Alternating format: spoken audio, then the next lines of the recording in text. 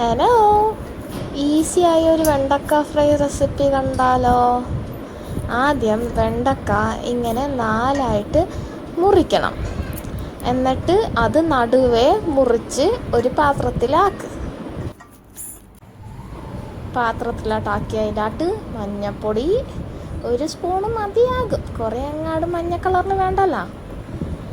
അത് കഴിയുമ്പോൾ നെക്സ്റ്റ് മുളക് പൊടി എടുത്ത് റെഡിയാക്കി വെച്ചോ.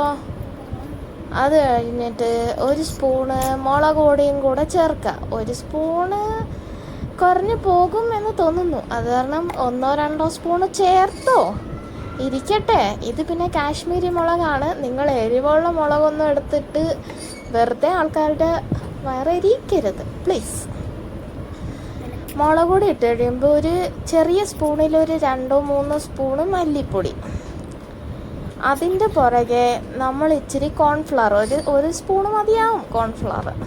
അതൊന്ന് ക്രിസ്പി ടെക്സ്ചർ കിട്ടാൻ വേണ്ടി. പിന്നെ ഉപ്പും